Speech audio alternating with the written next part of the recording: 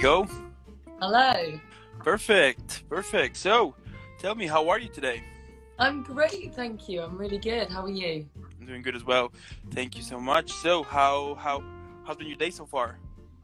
Yeah, really good. I started off with some yoga and meditation this morning, and then went for been enjoying the day. I mean, it's really hot. I imagine it's pretty much the same. That's so nice. So pretty much you guys have got like a really cool summer at the moment. Yeah, it's like 30 degrees. Like, Oh, that's really cool. So yeah, everyone's loving it. That's really cool. All right, so for today, we got Lily in the building. Lily, thank you so much for accepting. That's really cool. Before we started, I have to give you this epic intro here. So let's give it up with a cheering sounds. Here we go.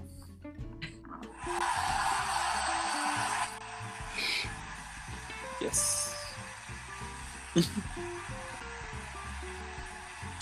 At some point, I always say this, but at some point, this intro, I'm gonna be like a lot more epic. But we're still working on that.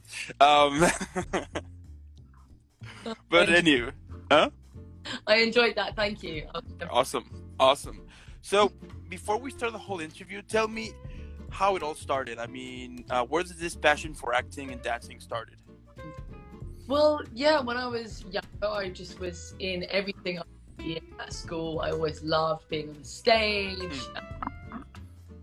Did dance well. I just got such a thrill from it. Doing things outside of school.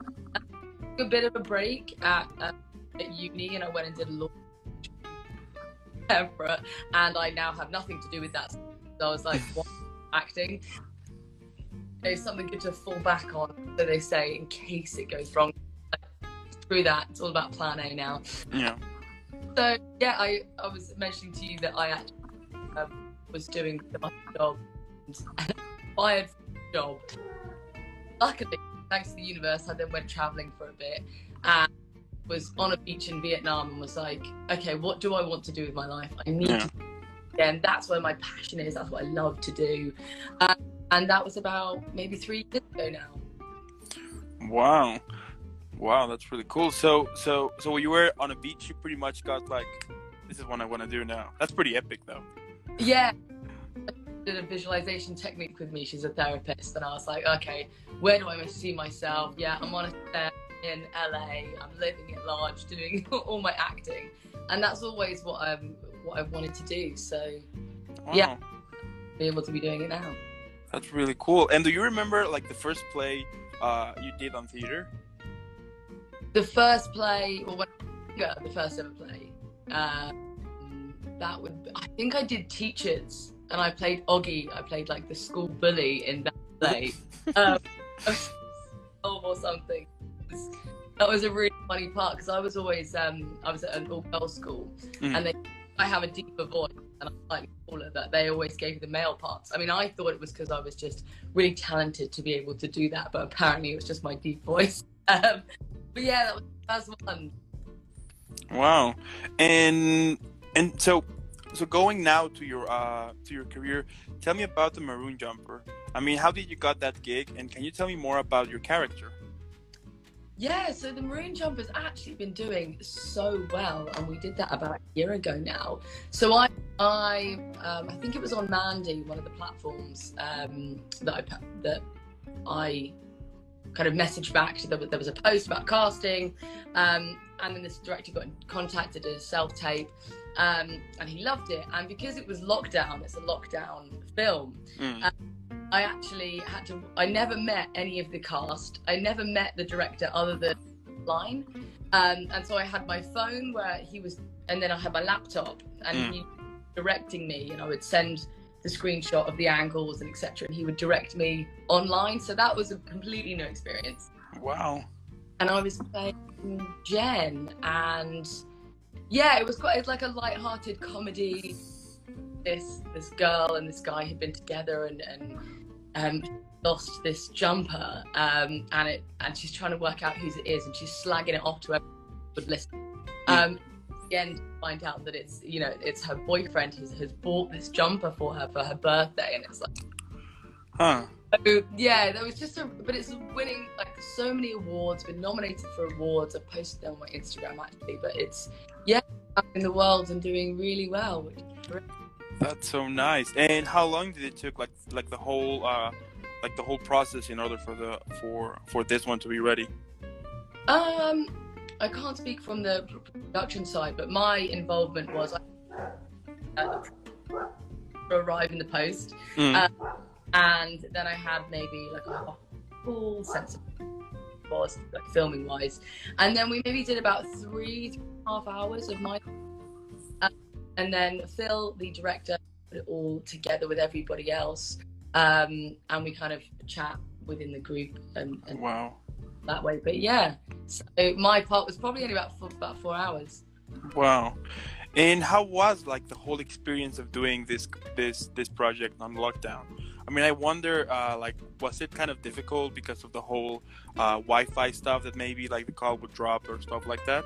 Or Actually, I was staying somewhere with really good Wi-Fi, so that wasn't a problem. But it was a new experience, because also if you're directing something or being the camera person yourself, you can see what the picture looks like. You know, whereas I was doing it backwards, trying to be like, is this a good angle on my face? okay.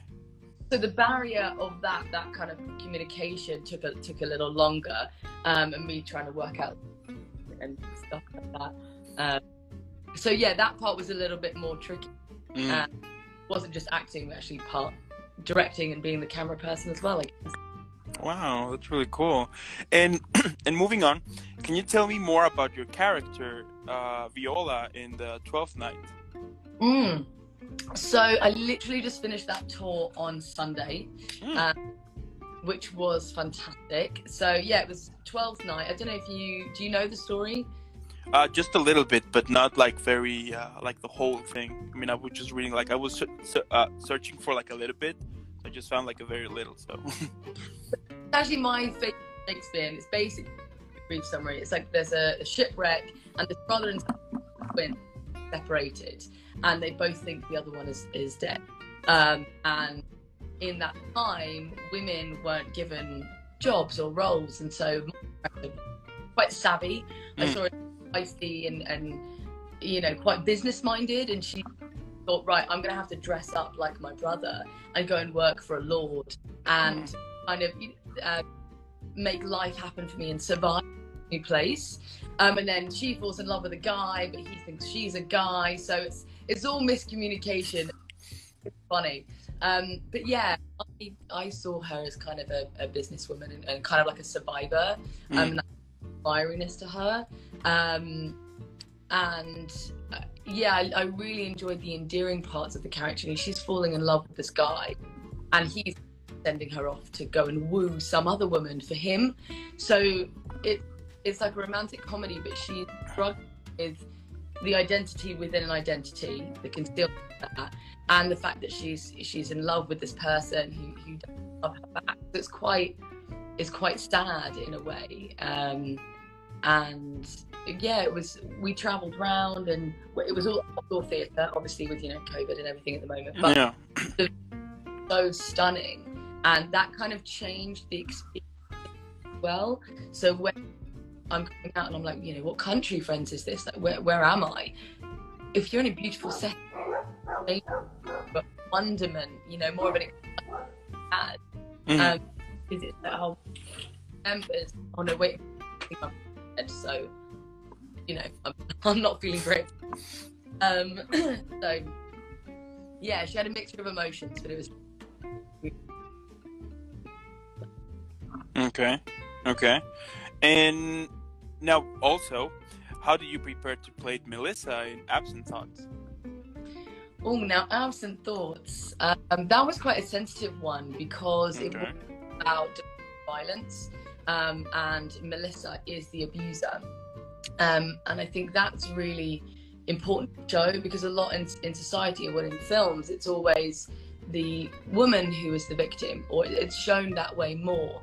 It was reversed, actually. She was, you know, abusing the guy that she was with, And so I prepped for that. I did some research about relationships.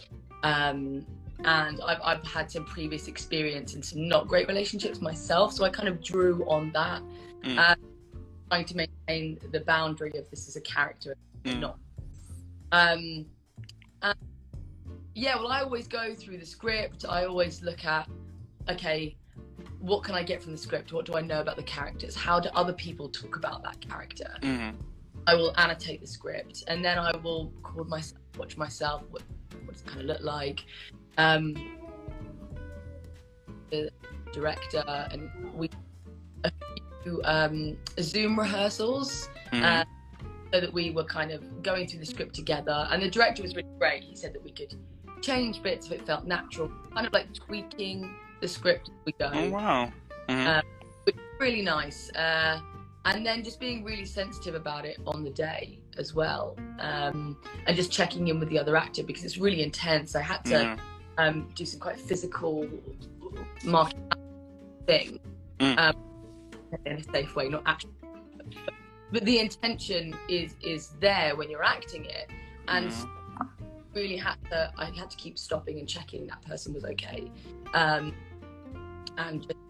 just feeling it out and working together and making sure it was safe to portray that level of intensity, dark emotion.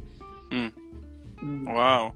And how did you manage to like get out? I mean, once you finish playing, like what is your process to like to get out of that character and to be like you this time? How you do that?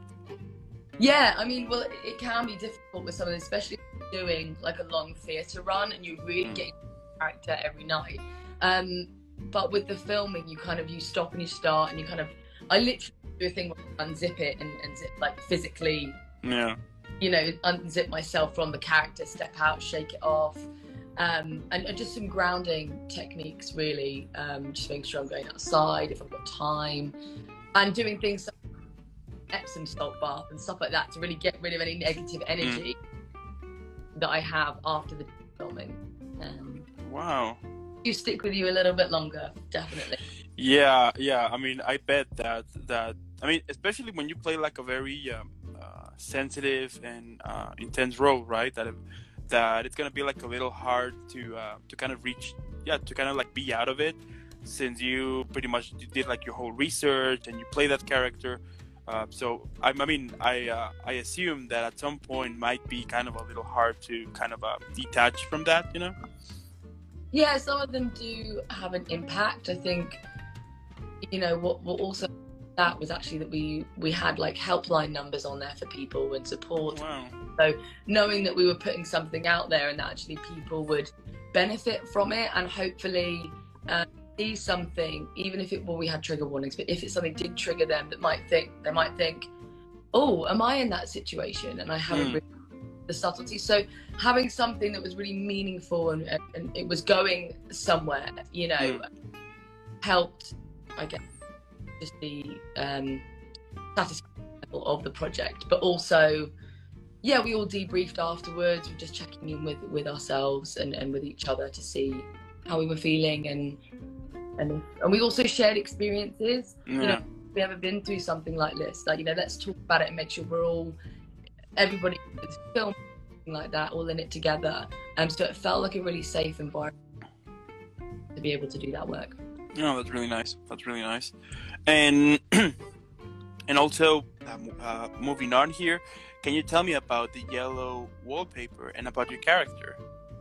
Yeah, so the yellow wallpaper is actually an old story, and the director re-edited it for modern times.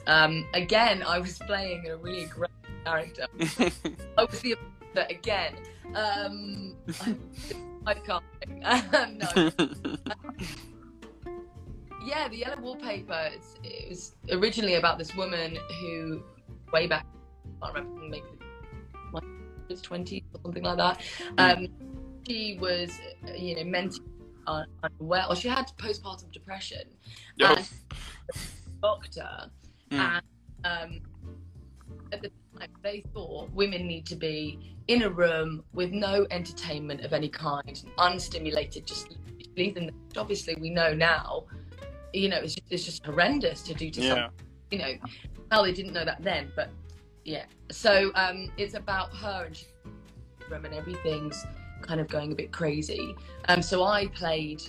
Well, we changed it so that the husband was actually female, because what we decided was, because I was actually, I'm jumping about here, I was actually assistant director as well. And then the director and I decided it would be great to have the representation as two females in a relationship.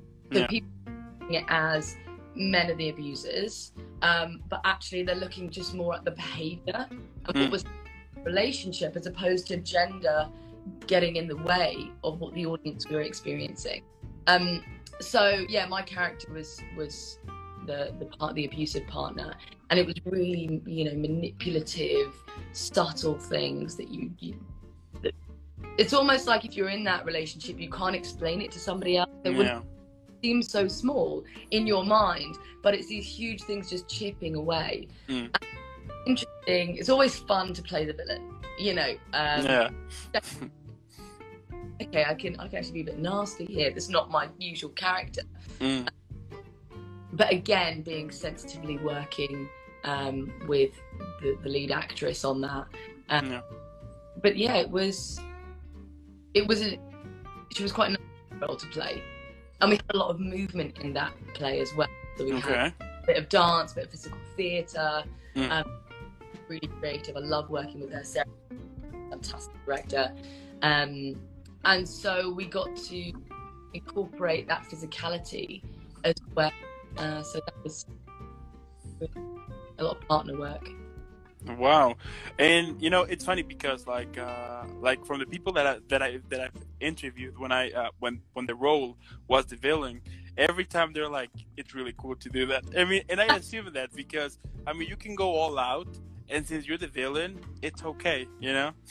Yeah, it's like with the cast and everyone's feeling okay, and you know your boundaries and everything and what you do. But yeah, no, role would be like, you know, something like the Joker, like the psychological, the character where it's just like somebody is just kind of losing it, and you see that throughout the film. That would and you know, it's interesting that you mentioned like the whole toxic relations, because yes, it's true. Like maybe like a lot of people will have like this toxic relation, and either the man or the woman like will suffer from things that maybe from them it's not too bad, but from the people outside it's horrible, you know. And I think it's one of the it's still like one problem that we all still have, you know. Absolutely. You know, especially I can't imagine, you know, during COVID, people being stuck in their houses and not able to kind of. I was checking the other day, like during this whole pandemic thing, like the divorces went to the roof, like, and people like separating like couples, and it's crazy, and I think like also like I mean, COVID, another one of the things that COVID did as well was to pretty much, since we were like locked down in our houses, whenever like all of your mental problems and all of your issues were always there, you know, because we all might have issues and problems, of course, but in a normal day you can go outside, you will go here or there, and you might kind of distract from that. But now, since you're like indoors now, then all of those things you have, I mean, then it's a new challenge, because now you have to deal with them and to figure out a way to kind of overpass that. So I think that is also one of the reasons that maybe like a lot of couples and marriages and everything separated, because of the whole stress that everyone, like both of them, were living, you know. Absolutely. And I think you feel the pressure from the world side, like the energy has been not great, and hopefully we're kind of bursting out of that now, and like be great. But yeah, no, I think everyone has experienced that kind of mental extra mental stress, not being able to really escape that, as sure. Yeah, of course. Creative things and kind of and get something out there, and also privileged to be working during that time as well, because I know that's been a struggle. Yeah. Wow. And moving into something a little more happy. from your show reel on your YouTube channel, which one do you enjoy the most doing? Oh, which one did I like the most? I did really enjoy Absent Thoughts, doing that, because it was a really intense role, and that villain part, that being aggressive, but also the fact that it was helping, hopefully reaching out to people, showing people that you can escape from this, your friends can be there. So I think it's important in that, because it highlights, his friends around him are kind of like laughing at him, that he's saying, oh, my girlfriend did this. They're laughing at him, and I think that highlights society's problem, and then look at them in that way. See, I've made it depressing again with this. Yeah, I'm just kidding. That one was really great. It was a challenging role, and the first scene we did was the most intense part. It was like, right, you arrive on the day, okay, this need to be like lots of intense, and that was challenging for me to get to that place. But I did it. Fantastic. Yeah. Wow. And tell me, what do you enjoy the most about acting on plays and on films? Okay. So acting in general, it just buzz. It gives me that adrenaline. It's just being able. Do you know what it is? It's just so much fun. Like, playing and exploring and meeting other people that want to do the same thing, and get to really delve into a different character and then find parts of yourself in that. It doesn't sound too cheesy, but get to explore the character. And so in the play, what I love about that is it changes every night. It's a play that I just finished as well, in London, had different actors. Some actors were doubling roles, so it genuinely did change, because you'd have a different actor with you, but things can happen, people forget a line, or I start door and smash the bottle on stage and didn't, I'll clear this up and make it part of the action. That kind of keeps you on your toes, fresh, and keeps it exciting. So I love that. And film wise, being in front of the camera is just a great time. So again, it's pretty acting in general for me is always fun, and that presents a different challenge in that it's more pained and more about what you're thinking in your eyes. It has to be big, so you reach the back of the audience, whereas film has to be small, and it has to be you're thinking so it comes across. I like the challenge that there are different types of acting. Yeah, of course. Wow. Now, the other day I was so my next question is, besides making a beat with your lines, do you have like another exercise to remember those? Oh wow, you saw those, loving it. yeah. Which, by the way, they're really cool though. Thank you. Well, I had this challenge of like, how do you rehearse your lines? It's like, I'm gonna put it out there. Why not? And people enjoyed it. So just sometimes I would need to, because I'm a bit dyslexic, so sometimes for me, writing the lines out can. But I know there's for it, but I just record myself saying other people's lines, and then gap for mine, and then I just play it constantly, and I'm constantly going over my lines when I'm washing up, when I'm driving the car, safely. Of course. So just repetition in terms of the lines, that you're not thinking about the lines, and then however they come out. That is usually how I will learn them.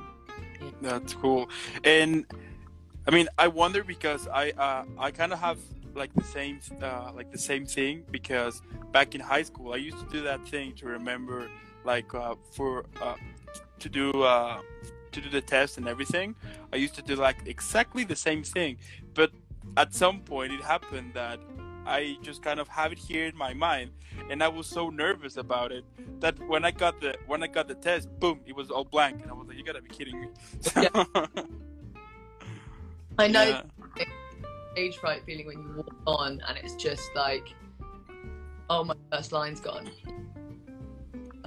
It always comes back, always just around, but I know that feeling well. Yeah, it's horrible.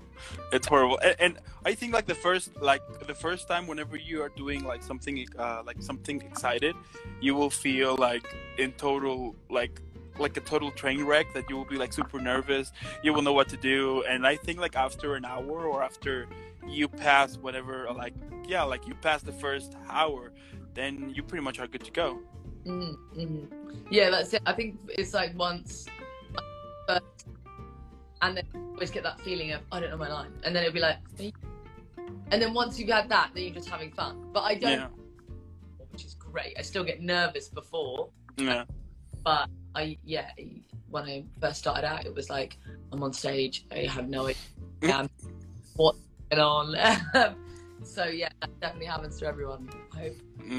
Yeah, totally. Like the first time for me when I went on stage, because I'm also I'm a DJ, so the first time I went on stage, I was just sweating and super nervous, and I have like a friend of mine right next, and he was like, "Dude, you're gonna be fine." I was like, "No, this is gonna be,"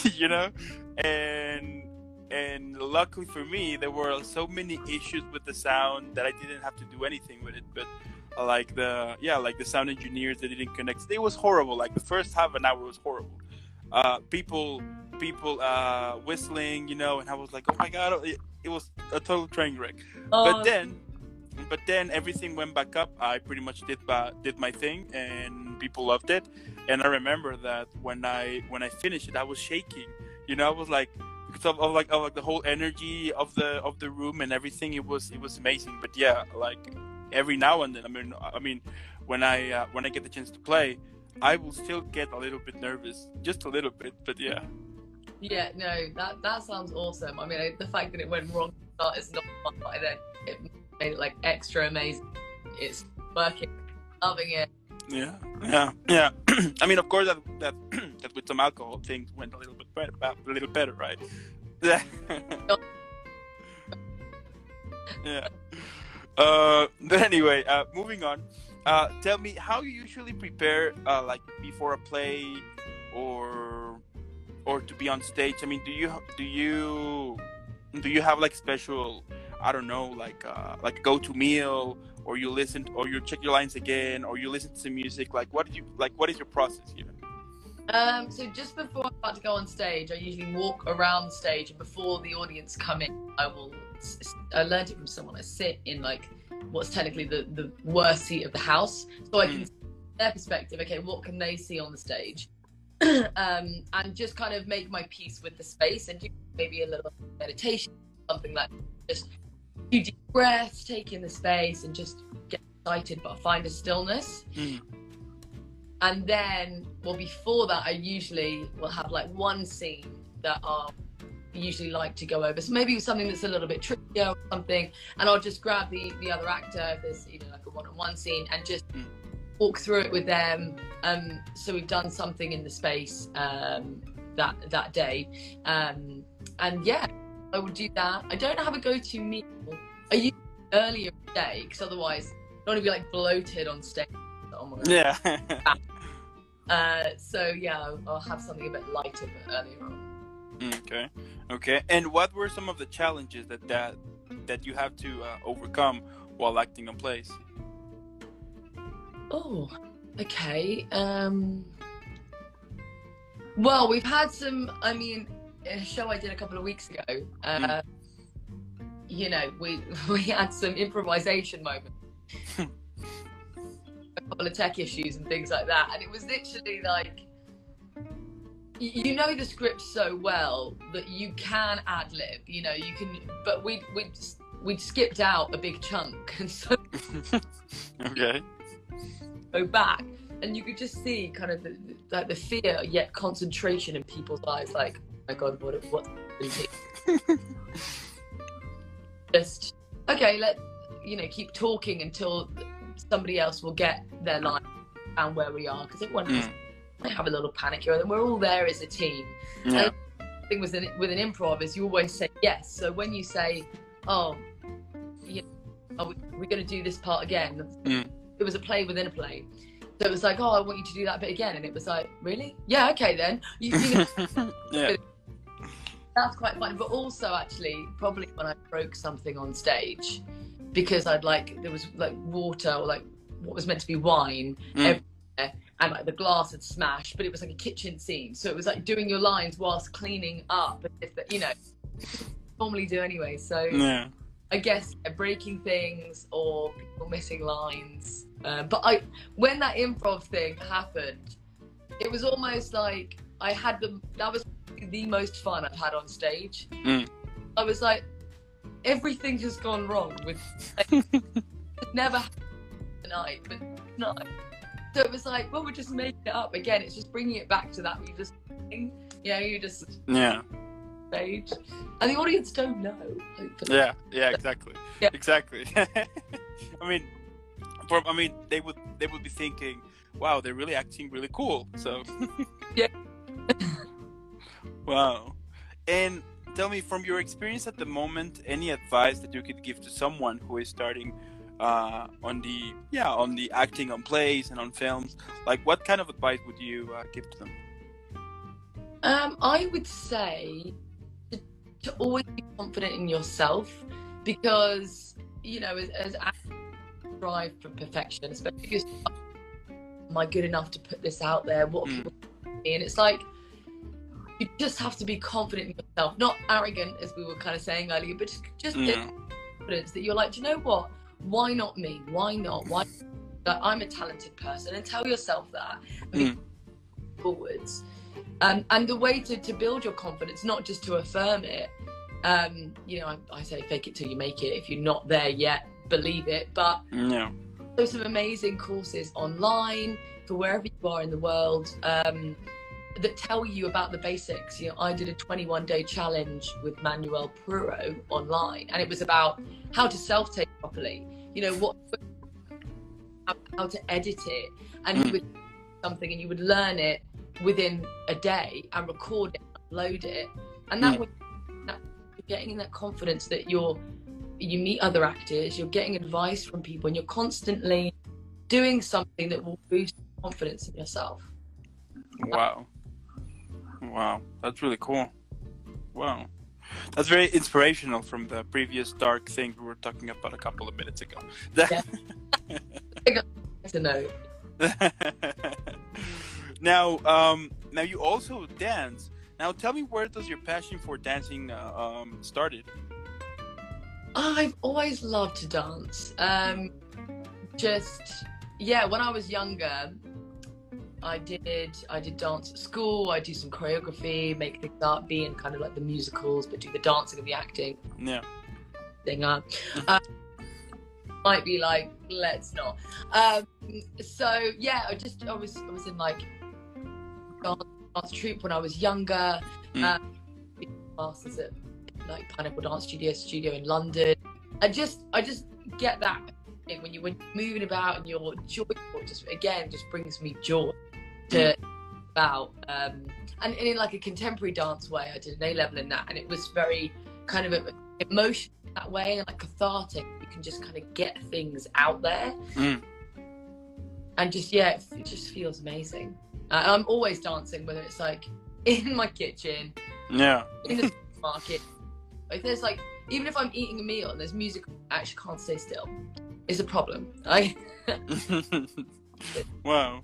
And what do you like the most about dancing? Well, yeah, just that it's super joyful, and just, I guess, probably because it releases those endorphins. It just makes you feel good, and I love music. You know. Yeah. I was never a ballet dancer. I'm not hugely graceful in that way. Almost out of my ballet dance class when I was like 5, because I was like mucking about in the corner doing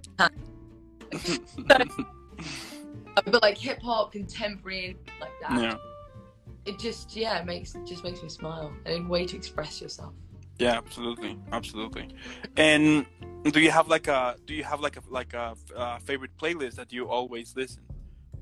Oh, I have playlists for different moods. So I've got like a relaxing meditation one, or got like, you know, party anthems.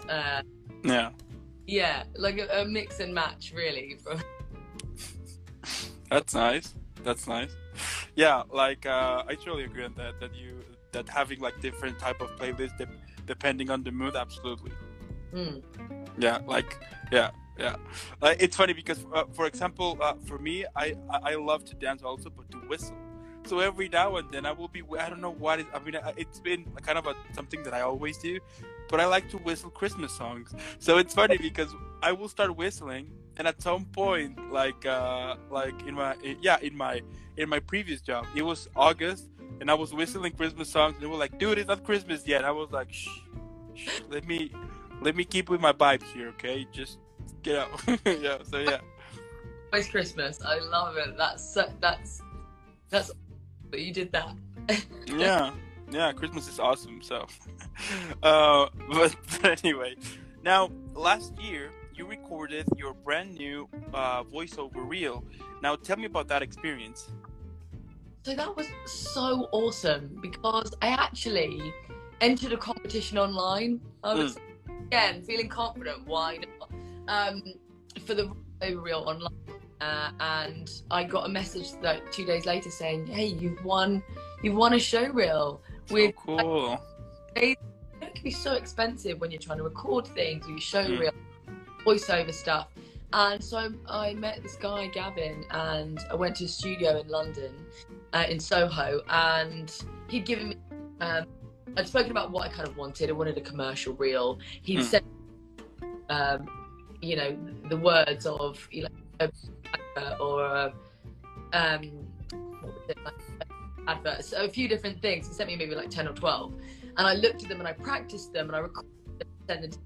He would do a bit more of this, or use this inflection on your voice on this word, and all these tiny little details that I was like, oh wow, this is great. Learning a lot from him. And then went into the studio and he'd got all the backing tracks, he picked them out for me and everything. It was just so bespoke, and he took me through it, and we were maybe like an hour and a half in there, and he was helping me, just thinking about the breathing and the visualizations when you're saying. Gave me such great information. So again, it's the voiceover reel online. I can send you links for any people I mentioned if people are interested, or if they're interested, message me about it. But yeah, so that was really fun. Something brand new for me because I hadn't done voiceover stuff in a studio. Wow. And are we going to see more of your voice of your voice acting work soon? Yes, I would. Yes, that would be great. I did have something that I had to cancel because I actually had COVID, but we won't talk about that because that's depressing again. Yeah. But yeah, dramas, which is really fun. Interesting characters again there. But I want to get a separate agent for my voiceovers, just in case of me emailing around people. And actually, it would be really good to have more of a specialist voiceovers, like the cartoons, or just more quirky voices, because this one was just a commercial reel. Still my voice, just different intonations of it and different aspects to it. But that would be cool to do. Yeah, absolutely, that would be really cool. And what do you like the most about doing voice acting? Oh, you know what? It brings. It's a different skill because people can't see you a lot. You're not getting that expression, that emotion, face, the subtleties there. So you have to do it in your voice. That's why I find that visualization really helps with the commercial stuff. I did an advert about homeless people, and it was just really visualizing and getting that softly spoken, so you can get the emotion across in your voice. So it's just. And it's a challenge in that way, you're really getting the most out of yourself, your body, your voice, and using it in different ways. So, yeah, I enjoy that. That's so cool. And if you could do the voice acting for any movie, TV show, or video game, which one would you choose? Oh, interesting question. Okay. You know what? It would be nice to do something really fun and kind of silly, like Madagascar. The film Madagascar, animals, and it's you can do whatever you want with that, but it's fun, light, and it's quirky. That would be fun to do. Or, well, I guess it's more than voice acting, but something like Avatar, where you're CGI'd and you've got the movement as well. But that would just be. Yeah, let's make it a hashtag then. Let's make it a hashtag like hashtag Lily for Avatar. That would be cool. Let's make it one. Yeah, I'm gonna make it for sure. Love it.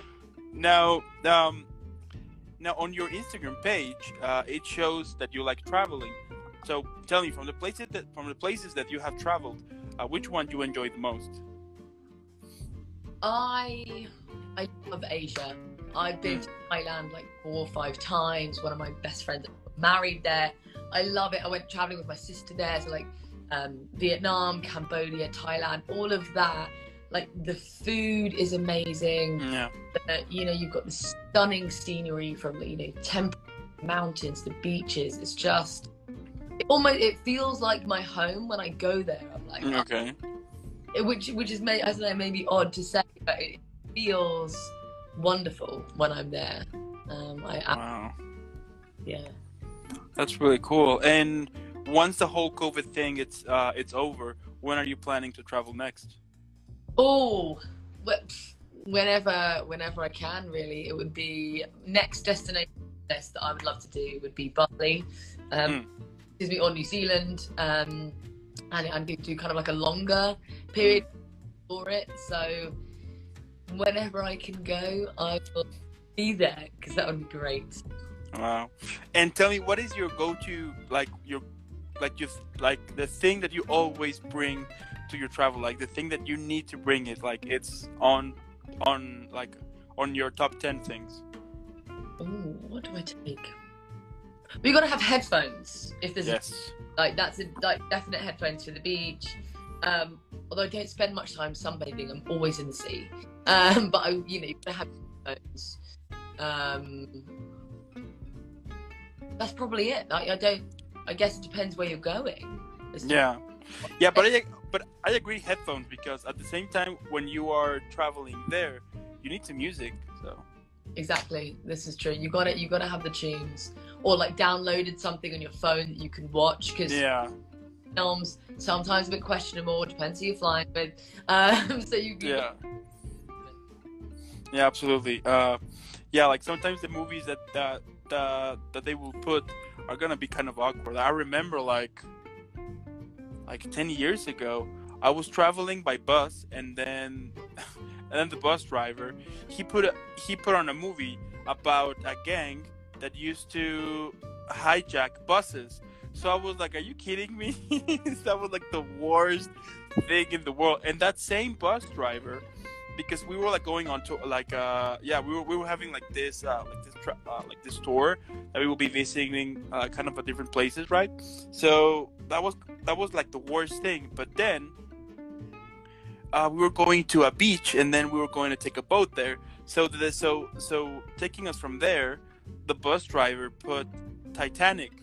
So we were like, dude, are you kidding? So when we get to the boat, it was a very small boat, and there were like a couple of kids.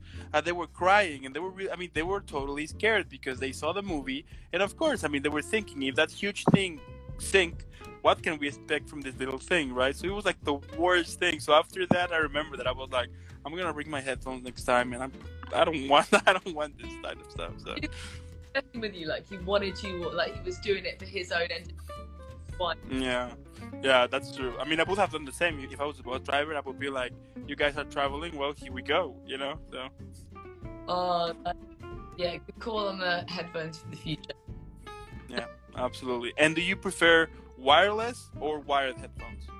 Oh, I'm so clumsy, and I lose a lot of things, like everything. I lose other people as well if they lend it to me. So I always have wired ones. The pod things, I'm like, I don't understand how I would never. They would be gone. You know what I mean? Yeah. I have the same problem also. So yeah, I do prefer like wired. Yeah, totally. Yeah. Yeah, I mean, otherwise, if you have like the AirPods and you lose one of them, I mean, they're not like super cheap, right? So you will be like, come on. Yeah, I agree with that. Yeah. Now, tell me, could you recommend any movie or TV show for the week? Oh, okay. I can tell you some of my favorite movies if people. Mm-hmm. I love Nightcrawler. Okay. That has got Jake Gyllenhaal in it, and he's just sensational. The direction is amazing. It's really quite artsy. Have you seen it yourself? Nightcrawler. Wait, I'm confused. Is that the one with Ryan Reynolds? No, right? That's another one. No. That's another one. Then Nightcrawler. I don't know. Did I? No, I don't know. I mean, I will watch it, but I don't know. I'm kind of confused now. But quite a few years ago. But that's just like, I think it was the first time I really appreciated like the cinematography, camera angle, and I was just like, wow, this is really clever and just stunning to watch. So I love that. And what else? Into the Wild. Have you seen that? True. With who? Emile Hirsch is in it, and it's a true story about this guy who goes traveling and he basically cuts off from his family and everything. He doesn't even leave a note. He just goes because he has this mission that he's felt like he wants to do his whole life. And it's about his journey and who he meets. All the footage of being there is just so stunning. Like it's not like you're in the nature with him, and that's an emotional one. And everyone that I've watched it with or suggested they watch it all gets a different kind of moral meaning from it, or it like hits you about life in a different way. So if you watch it to find out what you think. I'll definitely watch it. I'm just gonna put it here on the notes that I need to watch that one. So we got Nightcrawler and Into the Wilds, right? Yeah. Got it. Okay. Any other one that you have? Anything with that Shonda Rhimes has been involved with. So like Grey's Anatomy, How to Get Away with Murder, anything like that. I love her writing. She's just amazing. And also, have you seen? Reese Witherspoon she's got her own production company, and it's out really incredible scripts, and she's acted in it and produced it. Been in Little Fires Everywhere. Have you seen that? No, I'm gonna have that too. And Big Little Lies. That's got Nicole Kidman in it, who just does a fantastic performance as well. Like, the actors are all sensational.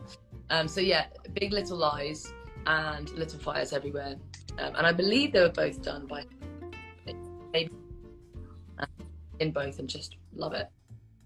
Okay, looks like I have a bunch of movies to watch this upcoming week. Awesome.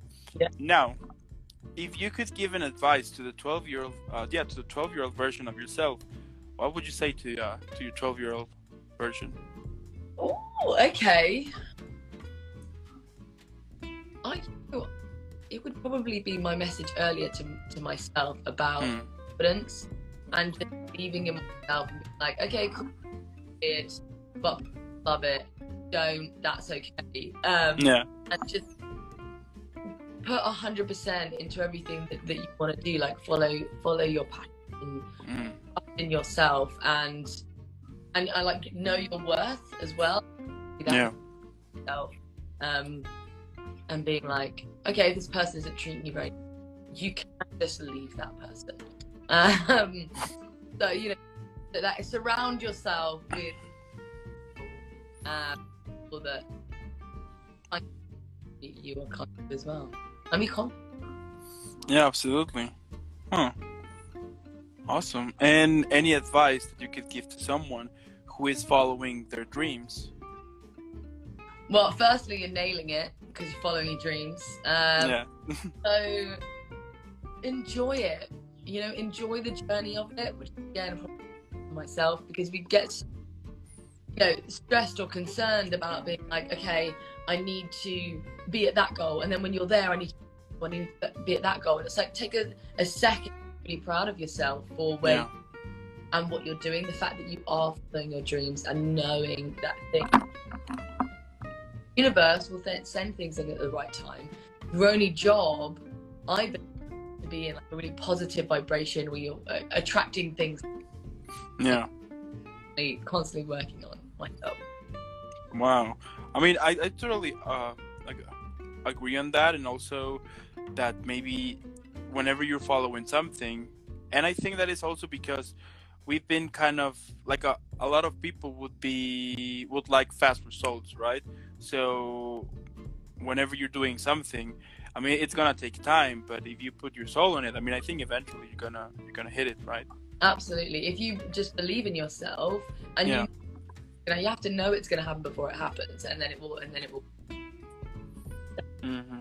Absolutely, absolutely. All right. Well, then, Lily, again, thank you so much for being here. It was really awesome to meet you. You are a super talented actress. I mean, I can't wait for more of your awesome job, and eventually to hear you on Avatar, or like one of those Madagascar movies or whatever. That would be epic. Again, thank you so much for accepting. That's really awesome. Well, thank you. It's been really lovely to meet you and chat to you about all things acting and everything. So thank you so much. Awesome. So before I let you go, I need to also send you off with another epic cheering effect. So here we go again.